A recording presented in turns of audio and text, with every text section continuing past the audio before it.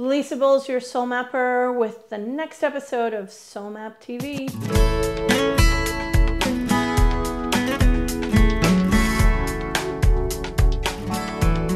A few years ago, I ran across a book at the library that rocked my world. And it took me a while to figure out why I was so in love with the book, aside from the fact that its author is a Canadian boy who's relocated to the UK. He's a journalist and has a really powerful, unique voice that's both self-help but data-driven, and not the kind of self-help that you kind of want to go over reading. His name is Honore, and the book that I first ran across was called In Praise of Slow. Now, for entrepreneurial types who are interested in generating a certain kind of success, going slow, not that appealing.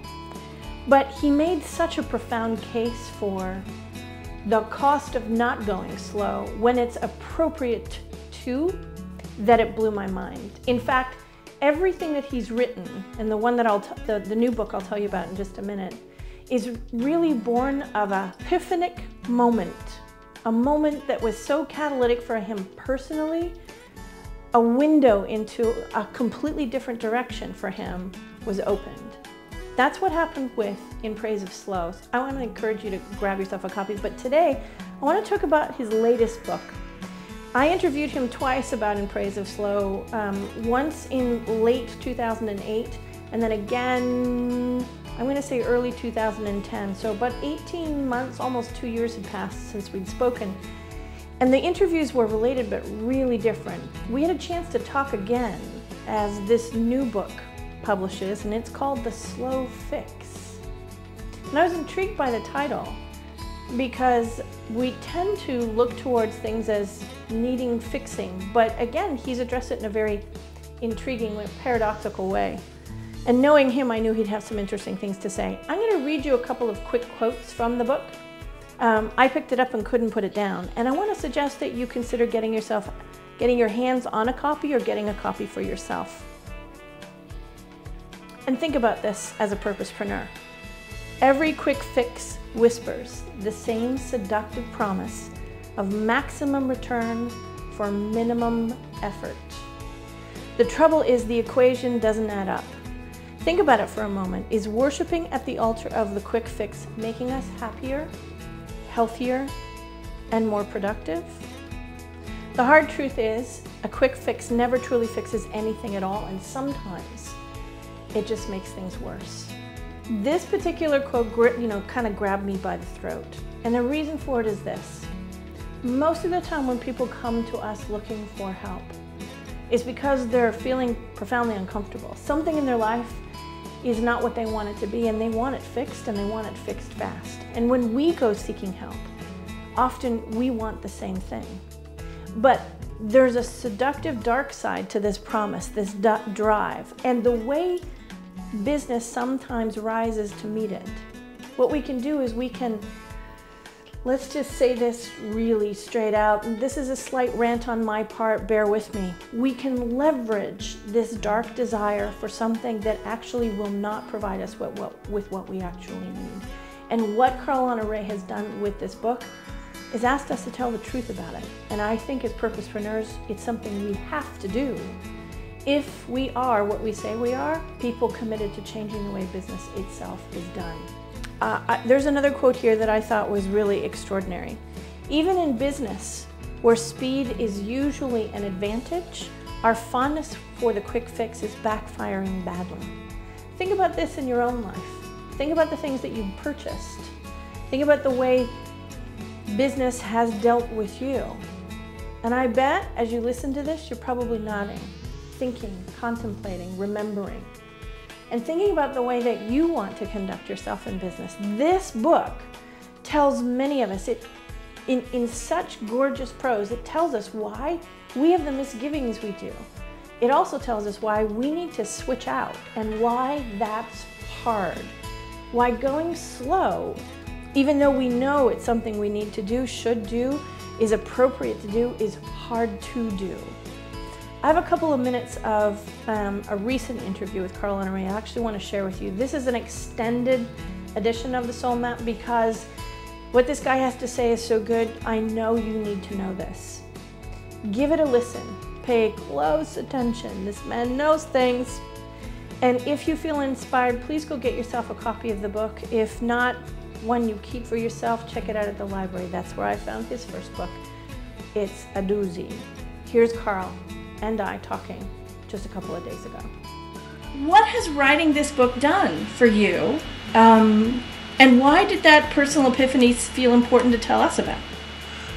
It's funny, I almost didn't use that personal epiphany at the beginning of the book partly because it felt very shameful somehow. I mean, this book is now coming out. I mean, In Praise the Slow came out in 2004 and really completely transformed my life from the inside out. You know, I went from a before to an after, the before being rushed all the time, constantly racing the clock, to an after where I still have a full, exciting, interesting life, but I don't feel rushed anymore. You know, I've reached my tempo giusto, you know, I've reached the right speed for me. So my metronome seems to be working fine. And at the same time, of course, I've become somebody who gallivants around the world telling everybody how wonderful it is to slow down. And I've gone to medical conferences and told doctors and nurses about the glories of slow. So when I caught myself having this incident with the back, where I've had back trouble really pretty steadily since my late teens, so, you know, good 20 years ago. And, you know, I've without even admitting it to myself, I had fallen into a kind of carousel of quick fixes with my back, sort of, you know, so I went through every single remedy imaginable, you name it, aromatherapy, reflexology, Reiki, magnetic therapy, hot stones, orthotic soles, ergonomic chairs, you know, et cetera, et cetera. I even saw a Brazilian witch doctor, and who had glowing reviews, as it happens. And I guess what I felt was when I had an incident with my back where it suddenly got much worse, and I was finding it uncomfortable even to be in bed, that I suddenly realized I was face to face with the fact that although I'd more or less got everything else slow, I was still addicted to the quick fix, and it had somehow smuggled under the radar on me, and felt like one of those moments of suddenly seeing yourself in sharp relief from the side, and I felt really ashamed by it, and it made me want to think about this whole idea of problem solving in general. And then ultimately I felt you have to start with honestly at the beginning where it began, rather than somebody else's story or cloak it.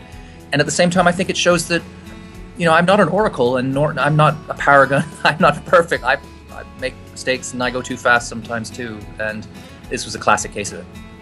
Which, you know, later on in the book, you talk about one of the reasons why we keep going for the quick fix is because admitting we're human, not maintaining the notion that we're paragons actually gets in the way of slowing down long enough so that we can get to the root of the true problem.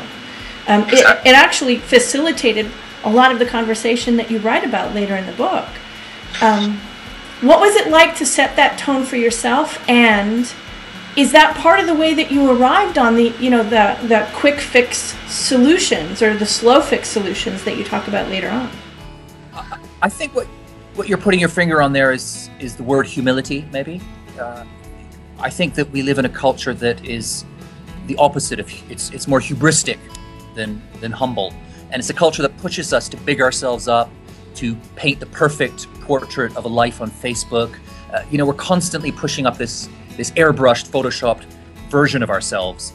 And that means it makes it very, very hard for us to admit when we're wrong, that we're getting things not right, and that we need to change course.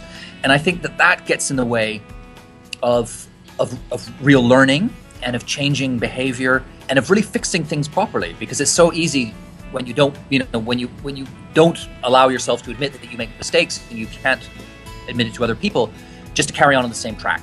And for me, I suppose the book started off with my own moment of humility, admitting that even though here I am flying the flag for slow, I wasn't really, that wasn't really what I was doing in practice with my back, quite the opposite. So it was, and you asked how I felt about it, it was a very scary thing to confront. I think failure is a difficult mountain to climb. It's not something that we find easy to get to grips with, especially in the culture we live in today.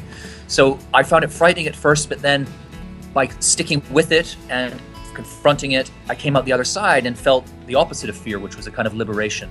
If you're building a purpose-oriented business, what you're up to is kind of a deep and complex thing. It can be done simply, but it addresses a complex situation. And complex situations, complex problems can't be solved quickly. We have to kind of take our time, really listen deeply to what the needs of the world actually are, the needs of our people, and our ability to meet them the way only we can. But if you approach it like speed dating, the odds are that's really not going to happen. Here's another quote from Carl's book that's really worth paying attention to. Everywhere you look, health, politics, education, relationships, business, diplomacy, finance, and the environment, the problems we face are more complex and more pressing than ever before. Piss poor performance is no longer an option. The time's come to resist the siren call of half-baked solutions and short-term palliatives and start fixing things properly. We need to learn the art of the slow fix. Now is the moment to define our terms. As a purposepreneur, I want you to know that's exactly what you're up to. You just may not have known that's what it was. And while you go out there into the world trying to meet the needs of your people, trying to figure out what they are and how to present them, maybe receiving advice from people who are all about action, take this message with you as you go.